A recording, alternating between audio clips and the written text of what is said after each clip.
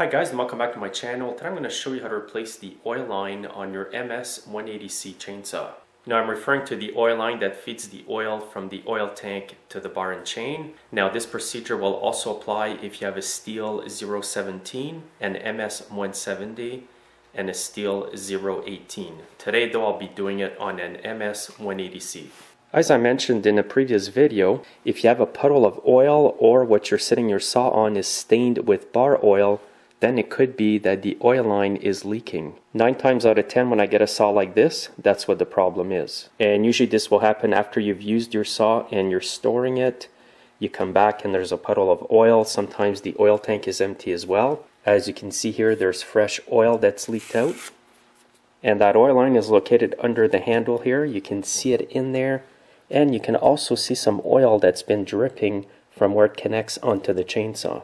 So I have no doubt that that's the problem with this chainsaw today. So I'm going to get right into it and show you how to replace that oil line on your chainsaw. The first thing I'm going to do is remove the bar and chain. First of all, I'm going to take off the clutch cover. On this one it's easy, you just have to undo this part here.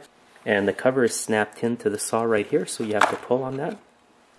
Now I'm going to turn this forward to loosen the chain so it comes off easier. Now just lift the bar up and it's all going to come off as one piece. The next thing I'm going to do is remove the top cover, turn this to the left, put the choke knob down, press the trigger of the throttle, push this down, and now you can just remove the top cover. The reason why I took the cover off is to remove the throttle linkage from the handlebar assembly. Now I'm going to remove the two 8mm nuts that hold the carburetor and the air breather box. Now that the two nuts are off, you can remove the air breather box. And here's the throttle linkage that I want to remove. As you can see, it's hooked up to the carburetor mechanism over here. So it's got to be disconnected from the slot there. To remove it, I'm going to hold it over here. I'm going to move the mechanism down like this. And hopefully you're going to see the linkage right there come right out. So I have to move the mechanism down in order to make enough room for the linkage to come out. And I do recommend that you remove the linkage totally from the saw. So lift up the linkage like this, press the trigger, and now just turn the linkage counterclockwise and it's going to come right out. Now at this point I need to remove the 3 buffer caps that are on the saw. There's one here, one there, and one down here. So to get these caps off, grab yourself 2 slotted screwdrivers like this. If they're the same size, that's even better. And now you have to be careful doing this. You want to put the screwdrivers in like this and just pry the cap off evenly. It goes a lot better if you use 2 screwdrivers at once because then the cap comes out evenly. And then just repeat the same process on the other 2 caps.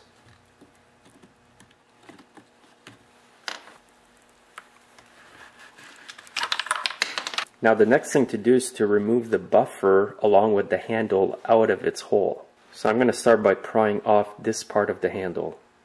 Now to do this, I'm going to grab a large screwdriver, get right in here, and then pry out like this. And when I do that, you can notice the buffer starting to come out. Don't overdo it. If it doesn't want to come off, just stop and take a look. And then pry the way you should. Sometimes you can help it along just by pushing on the rubber like this so that it goes through. But make sure if you use a slotted screwdriver like this that it's not sharp because you don't want to damage the rubber. Now make sure that the part of the handle is up like this. And now I'm going to pry right from here. And I'm going to pry from over here to get the last one out. And now I'm just going to remove the power head from the handles.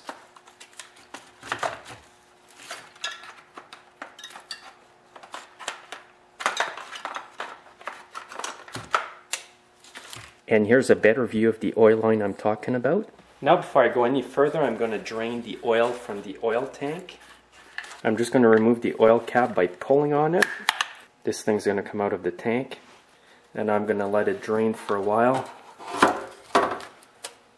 Okay, so now the oil is out of the tank. I've got the cap back on, and now it's time to get the oil hose right off the chainsaw.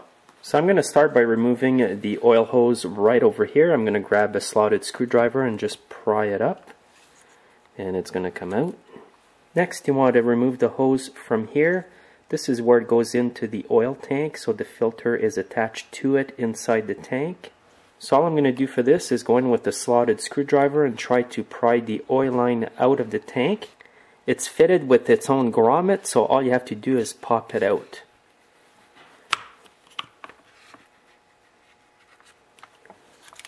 And now I'm going to grab some needle nose pliers and just pull on it. And now the whole oil line and the filter will come out.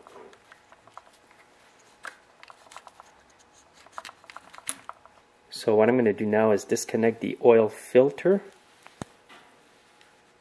And now this is the line that I'm left with. This is what I'm replacing. So more than likely it's leaking over here or here. Sometimes the rubber deteriorates over the years or it gets harder and it doesn't make a tight seal like it did when it was brand new. So even though there's no holes in the oil line, you still have to replace it if you want to stop all the leaks on your saw. What I'm going to do now is wash the saw in my parts washer, and once it's clean I'm going to start reassembling it with the new line. Alright, as you see here, I'm done cleaning it in my parts washer. Now I can start putting in the new line. And here's the new line. Always compare it to the old one to make sure you have the correct part. And the part number for this line is 1130 647 9400. By the way, I'm using an OEM Stihl line for this today. The first thing I'm going to do is start by reconnecting the oil filter at the end of the line. So just push it in as far as you can like this. Now I'm going to flip the saw upside down. So now what you want to do is insert the line and the filter through the hole of the oil tank.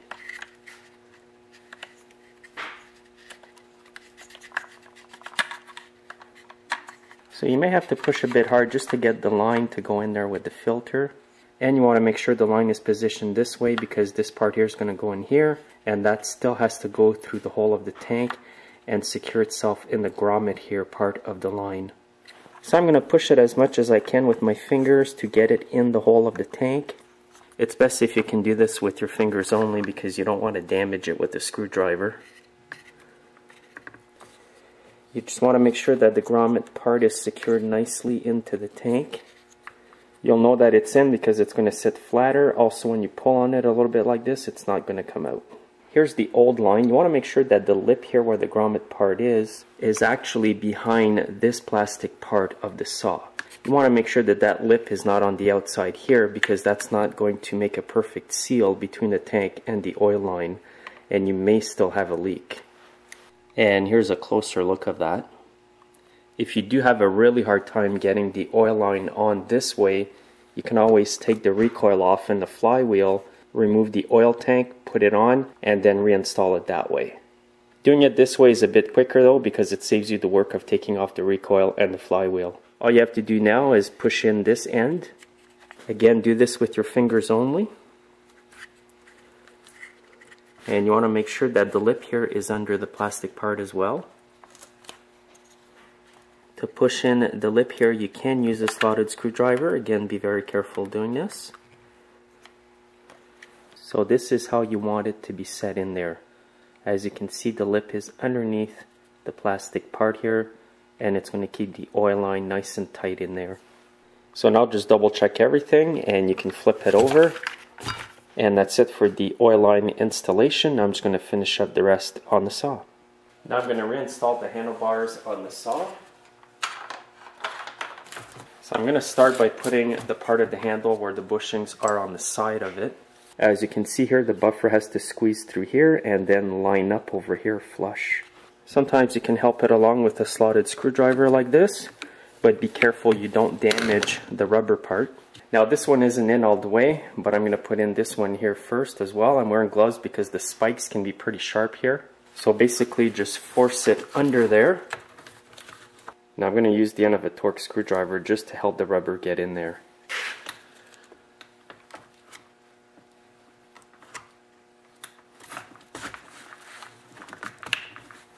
Once you've got the buffer flush here with the saw, that's a good position, that's where you want it. Now I'll do the same with the one on the top side of the handle. And I'll finish up with the first one I started with. Now I need to put the caps back on the buffers. Sometimes you can put it in by hand, just like this. And now I've got the handle put back on. Now I'm going to show you how to put back the carburetor throttle linkage. To start with, this is the position that it goes in. The first thing I'm going to do is depress the throttle lever. Now I'm going to put in the linkage this way in the hole down here, and then turn it so it's lined up like this. So this is the configuration it's in right now. Now grab the linkage. So what you want to do is put the loop here in the slot over here. So I'm going to push down the mechanism like this. Grab the linkage, reach underneath, and just slide it in the slot. Just like this. Now I'm going to hold the carburetor and try it out. And as you can see, it works good. While I've got this apart, I'm going to put a bit of lithium grease over here where the choke lever slides inside the saw here. That'll just prevent wear and tear of the plastic part. And I'm also going to put a bit here where the switch part rubs. Now I'm going to reinstall the air breather box.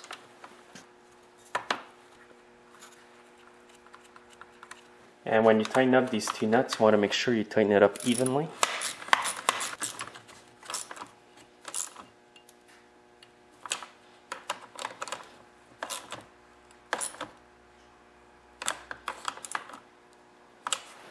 At this point, I'm going to reinstall the bar and chain. Now, as you can see, the chain is way too loose, so I'm going to make sure this is loose and turn this clockwise, and the chain will begin to tighten up. Always hold the bar up as high as you can when you do this. So I'm going to keep a bit of tension like this, not too much. And now I'm going to tighten it up. It might be a good idea to wear gloves when you reinstall the bar and chain. And all that's left to install now is the top cover. I want to make sure it lines up over here. And now push down, turn this clockwise, and that's good. And now I'll just put some fresh bar oil in there.